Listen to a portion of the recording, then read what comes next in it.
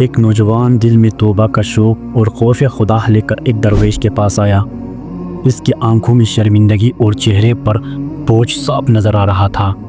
اس نے کانپی آواز میں کہا، حضرت، جب میں لوگوں کے درمیان ہوتا ہوں تو اپنے آپ کو سنبھال لیتا ہوں، مگر جب تنہائی میں ہوتا ہوں تو میرا نفس مجھ پر غالب پا جاتا ہے، گناہ میرے قریب آتے ہیں اور میں کمزور پڑ جاتا ہوں۔ مجھے ایسا طریقہ بتائی کہ میں تنہائی میں بھی محفوظ رہوں اور اللہ کے سامنے شرمندگی نہ ہو۔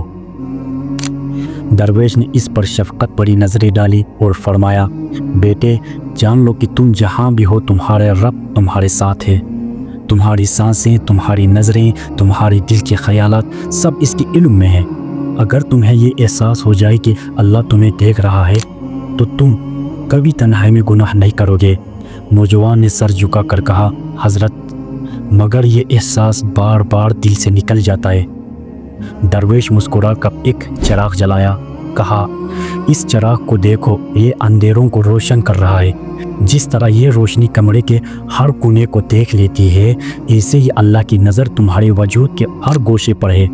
اگر چراغ کے سامنے گناہ کرنے میں شرم آتی ہے تو ذرا سوچو، اس رب کے سامنے کیسے گناہ کرو گے جس کی روشنی زمین و آسمان کو بھر دیتی ہے۔ پھر درویش نے اس کے ہاتھ پر ہاتھ رکھا اور کہا، تنہائی میں گناہ سے بچنے کا سب سے مؤثر طریقہ یہ ہے کہ اس وقت بھی اللہ کو یاد کرو جسے تم سب کے سامنے ذکر کرتے ہو۔ جب دل میں وسوسہ آنے لگے تو فوراً توبہ اور استغفار کیا کرو اور جگہ بدل لو۔ اگر ممکن ہو تو قرآن کی ایک آیات یا دعا زبان پر لے آؤ۔ یاد رکھو، جو شخص تنہائی میں بھی اللہ سے شرم کرے، اس کا مقام قیامت کے دن ان 7 خوش نصیبوں میں ہوگا جنہیں عرش کے سائے میں پناہ ملے گی۔